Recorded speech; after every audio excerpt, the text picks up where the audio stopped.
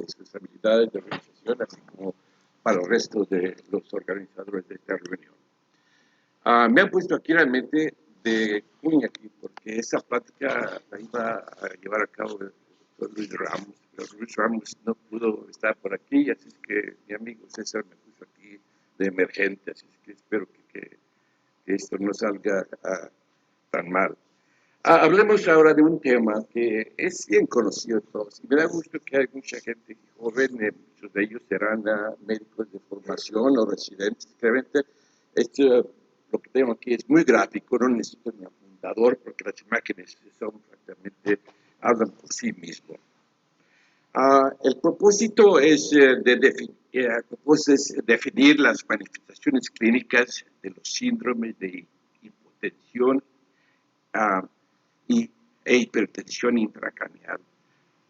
Demostrar hallazgos en las diferentes modalidades de neuroimagen y su correlación con las manifestaciones clínicas.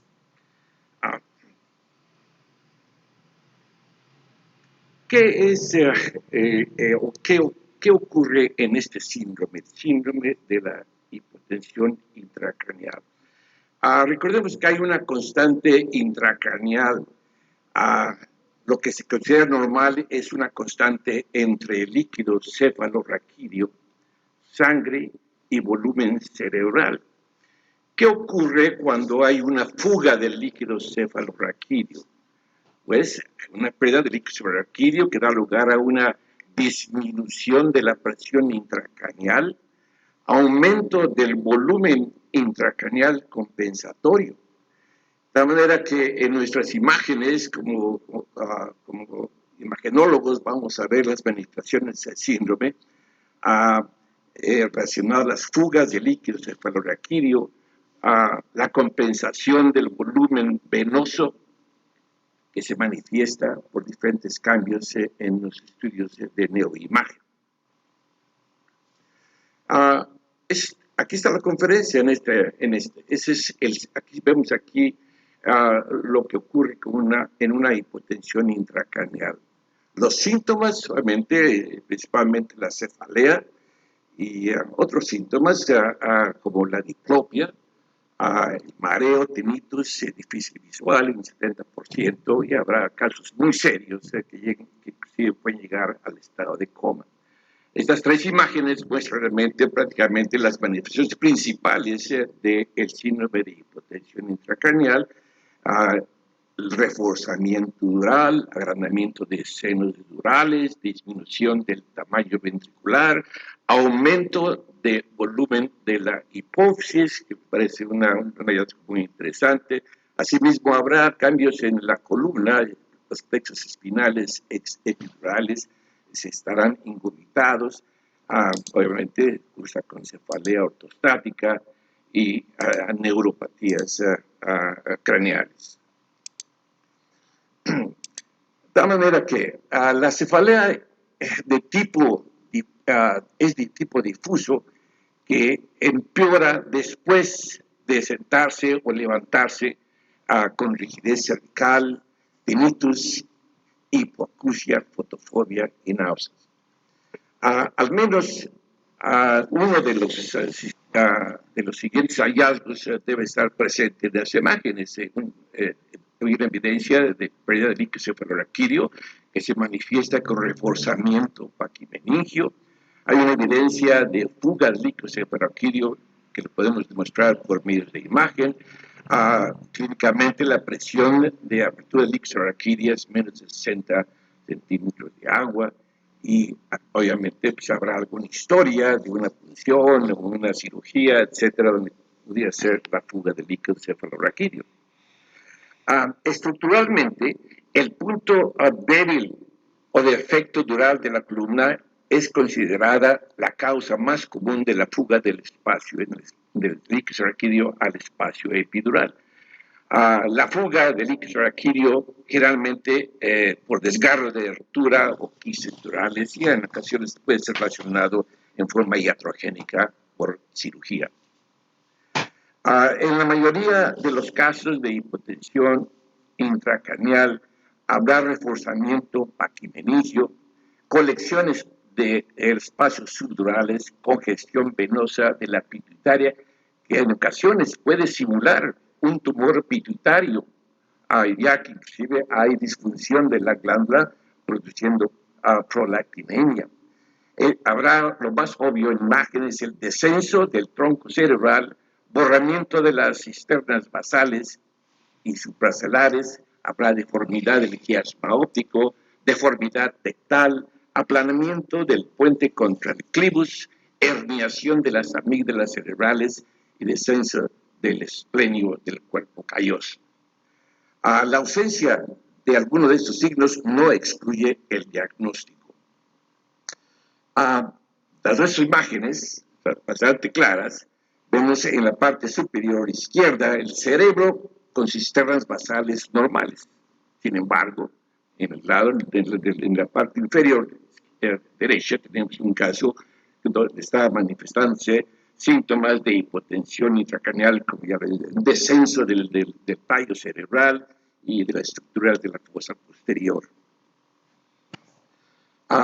Otro caso aquí donde hay un descenso del tronco y cerebelo, compresión del tronco cerebral en contra del clivus, obliteración obviamente de las cisternas prepontinas y perimesencefálicas, y habrá también en ocasiones hernia uncal.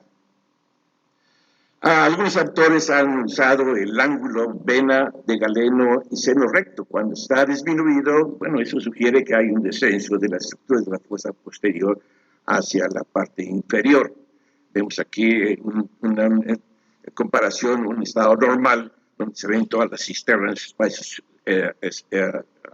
los espacios organodios perfectamente bien, lo que no se ve en un caso de hipotensión intracraneal. Engrosamiento y reforzamiento paquimenígeo prácticamente se ve en todos los casos. La fisiología, la fisiopatología, representa una congestión venosa de la dura madre. La capa dural más interna no tiene fibras colágenas o fibroblastos o ausencia de uniones estrechas endoteliadas como se ve en las arterias. El incremento de la vasculatura dural causa extravasación de líquido hacia el intersticio. De tal manera que si vemos engrosamiento y reforzamiento de las paquimeníqueas, como vemos aquí en estas tres imágenes, pues siempre habrá un diagnóstico diferencial. Claro, una posibilidad es hipotensión intracraneal y hay que usar la historia clínica para ver si esto encaja en uno de esos casos. Pero las imágenes pueden darse por otras situaciones, podría ser de origen inflamatorio, podría ser una carcinomatosis, linfoma, o simplemente una manifestación posquirúrgica o por punción lumbar. En ocasiones puede haber deterioro auditivo neurosensorial. Por el mismo mecanismo, hay engrosamiento de la dura que se extiende a los conductos auditivos internos, obviamente comprometiendo a las estructuras internas del conducto auditivo interno, dando cuadros auditivo neurosensorial. Noten ustedes, el reforzamiento en los conductos internos se extiende perfectamente bien, obviamente comprimiendo a los componentes del conducto auditivo interno. Otro caso aquí, vemos aquí, como ya hemos mencionado varias veces, dilatación y reforzamiento de los senos durales. En este caso no están tan bien reforzados como en el siguiente caso. Veremos más imágenes como esta, por ejemplo. Aquí vemos un reforzamiento de todos los senos durales y asimismo la congestión pituitaria. Realmente es una teoría, pero tiene sentido lo que ocurre con la pituitaria cuando los espacios venosos de esa región se engurgitan. Es decir, hay un reforzamiento y agranamiento de la glándula pituitaria. A la fisiopatología posiblemente refleja la congestión venosa compensatoria, como en el resto de los senos durales. Y eso se podría entender con lo que sabemos que existe en la glándula pituitaria. Hay un sistema portohipofisario que se engurgita inclusive puede estimular la adenohipófisis, lo que puede dar una imagen que pudiera simular un tumor pituitario, incluyendo la existencia de una disfunción de la glándula pituitaria.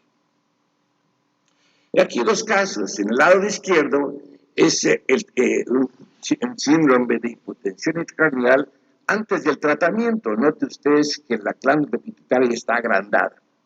En el lado derecho vemos después del tratamiento donde todo realmente se ha resuelto. La glándula pituitaria regresa a su estado normal, así como el resto de los espacios subaracnoideos. En ocasiones habrá, si el caso es severo, habrá curvamiento inferior del quiasma óptico. Note usted que el quiasma óptico está curveado posiblemente por el mismo mecanismo de descensión del tallo cerebral.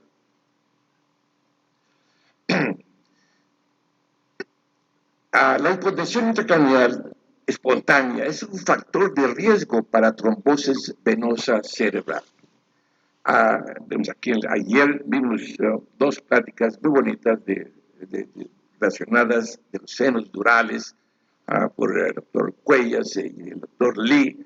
Si es que no vamos a mencionar los hallazgos obvios que vemos aquí en las imágenes, son trombosis muy serias de los senos, especialmente del seno longitudinal superior y del recto. Y esto puede deberse a ingurgitación venosa, la dilatación de las venas en los senos durales resulta en enlentecimiento del flujo sanguíneo venoso.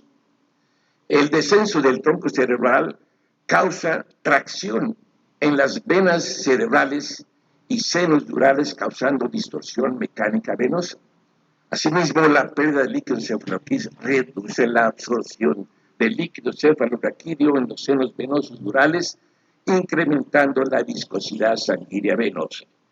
Tal vez será esto teoría, pero esto existe descrito en la literatura. Derrames e higromas y hematomas durales es parte, o puede ser parte del síndrome de hipotensión intracraneal. Como vemos en estas imágenes, hay derrames y colecciones subdurales en varias manifestaciones por resonancia magnética. Ejemplo, hombre de 58 años de edad, cefalea de inicio súbito, parálisis del sexto par craneal, confusión progresiva y pérdida de la atención ejecutiva. Vemos a colecciones subdurales y por imagen del raquis vemos obviamente fuga de líquido cefalorraquídeo por cistenografía de admisión nuclear, y por mielografía vemos aquí claramente, obviamente, el sitio de fuga de líquido cefalorraquídeo, en este caso de hipotensión intracraneal.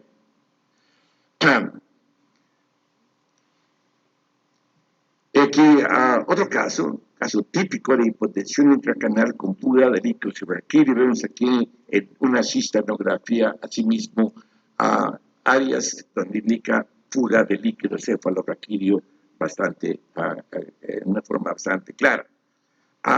La cistanografía con medicina nuclear es sensitiva, pero menos específica cuando la comparamos con mielografía convencional. En este caso, noten ustedes que hay colecciones de líquido cefalorraquídeo en el espacio extradural posterior, fácilmente identificado en estas imágenes. En este otro caso, es un individuo de 64 años de edad con cefalea de 2 años, con alteración del estado mental. Se le hizo un parche sanguíneo con no muy buena respuesta. Vemos las imágenes muestran también el reforzamiento y de la dura. Posteriormente, el segundo parche sanguíneo en la parte de C3, T1 y T3 hubo disminución de la cefalea, mejoría en memoria y estado alerta, y 4 meses después las alteraciones prácticamente habían desaparecido. Entonces, en la mielografía, a la fuga de líquido cefalorraquídeo que se había identificado como causa de la hipotensión intracraneal. En este otro caso vimos colecciones epidurales anteriores de líquido, colección de líquido cefalorraquídeo en un espacio anterior. Y aquí otro caso, donde hay una extravasación o en un caso también de fuga de líquido cefalorraquídeo, como se ve en la mielografía, y una extravasación de líquido epidural en la parte posterior en la región dorsal. Y aquí otro caso, bastante bien demostrado con mielografía por resonancia magnética. Vemos ahí el sitio de fuga de líquido cefalorraquídeo. Una mujer de 48 años, pues cirugía compresiva en la fosa posterior, por lo que se creyó que era un Chiari 1. Ven ustedes los cambios quirúrgicos por decompresión suboccipital. En la resonancia magnética se habían encontrado quistes de tarro, presuntamente el sitio de fuga de líquido cefalorraquídeo. Y hay otro caso, bastante obvio, ¿no? Ustedes, la fuga de líquido cefalorraquídeo en la región distal, sacrodural, es con extravasación inclusive hacia los tejidos blandos, como se ve en este caso. Y ese caso, más obvio no puede haber, una fuga bastante importante en la parte distal del saco dural. Y aquí un caso interesante, note usted la fuga en la parte posterior de la región cervical. Este paciente tenía una cefalea ortostática severa desde hace 4 meses. El primer estudio se consideró normal.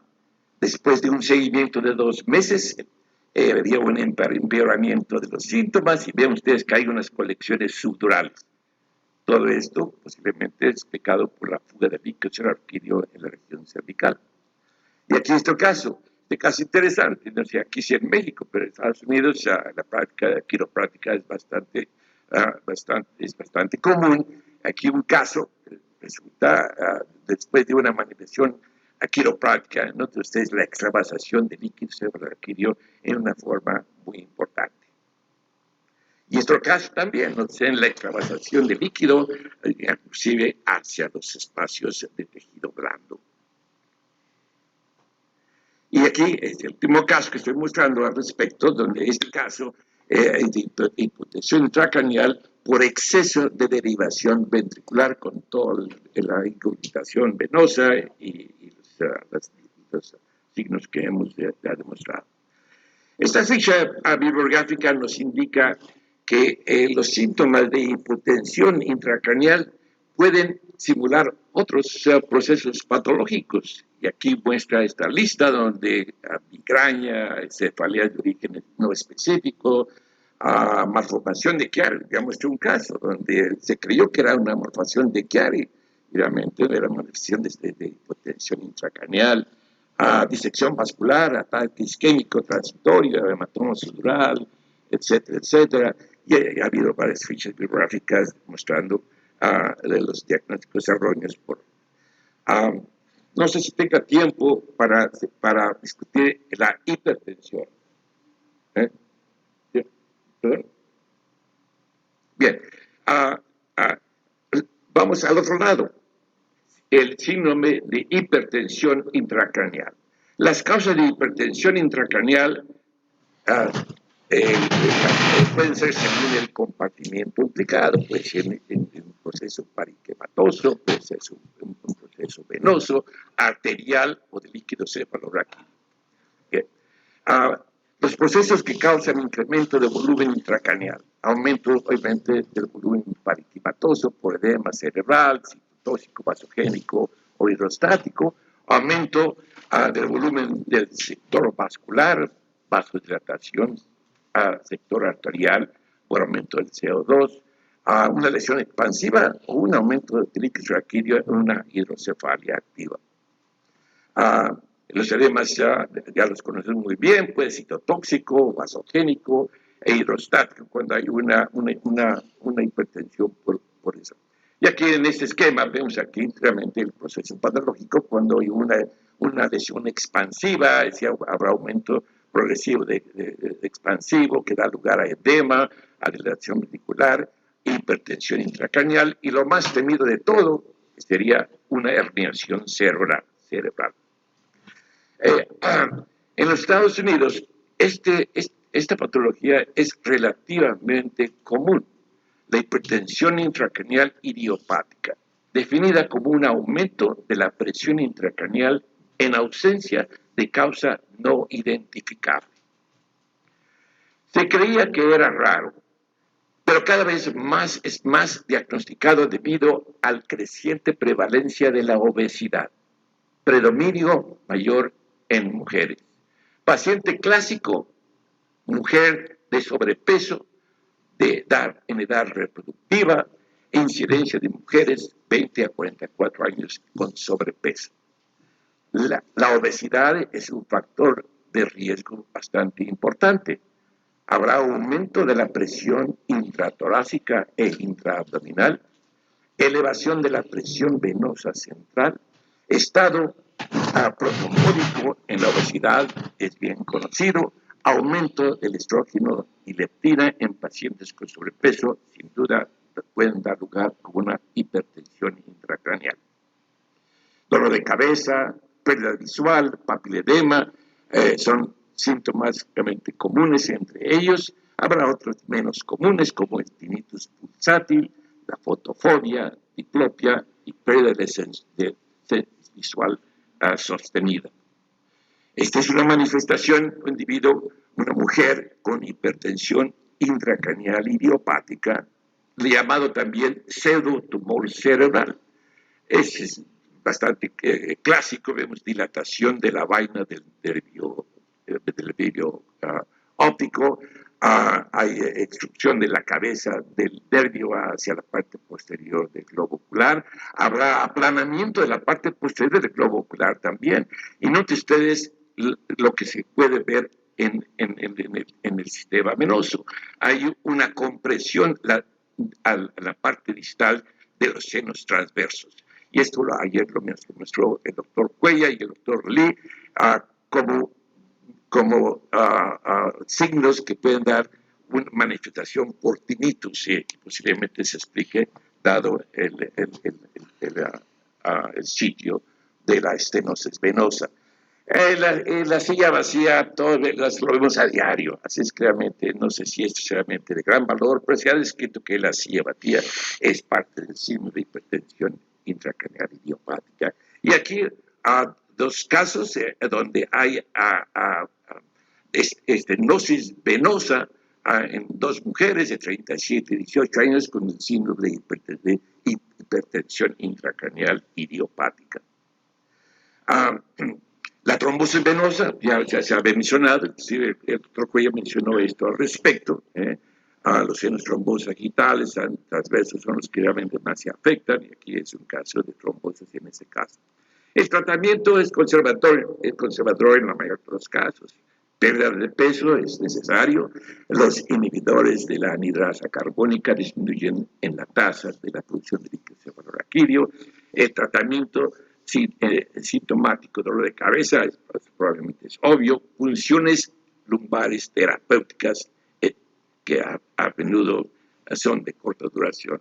Los residentes hacen constantemente esas funciones para disminuir el volumen de líquido cefalorraquídeo.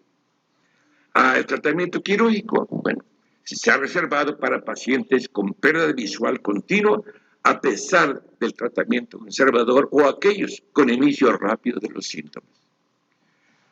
Las opciones son derivación de líquido cefalorraquídeo, ventrículo peritoneal o lumbo peritoneal, fenestración de la vaina del nervio óptico, endoprostesis. Y el doctor Cuellar mostró varios casos al respecto donde él ha puesto endoprostesis o stents en los senos durales. Realmente pues no hay ensayos controlados prospectivos para demostrar la efectividad quirúrgica en estos casos. En una serie de casos retrospectivos, 52 casos, se sugiere que el stent es eficaz para mejorar los síntomas y preservar la visión. Las complicaciones serias son infrecuentes, que incluye hemorragia intracraneal, generalmente subdural. Reestenosis adyacente al stent requiere una colocación de stent adicional en aproximadamente 10% de los casos. Existen preocupaciones acerca de la permeabilidad del stent a largo plazo, también de que no está totalmente comprobado. Y aquí el último caso, imágenes en un paciente con hipertensión intracraneal antes y después del tratamiento. En la parte izquierda vemos los síntomas clásicos de edema papilar, distensión de la vaina del nervio óptico, protrusión del nervio óptico de la parte posterior del globo ocular, etcétera, etcétera. Vemos aquí 6 semanas después ha habido una mejoría del papiledema, de los síntomas de esta paciente. Resumen, entender la anatomía básica y la fisiología del compartimento intracraneal permite la formulación lógica en un diagnóstico diferencial para la hipertensión intracraneal. La neuroimagen, como la resonancia magnética, identifica no solo los hallazgos característicos en hipertensión intracraneal, sino que también descarta otras posibilidades, de tal manera que por descartar se puede considerar la posibilidad que sea realmente un tumor cerebral, un pseudotumor cerebral, o lo que se llama hipertensión intracraneal idiopática. Agradezco su atención.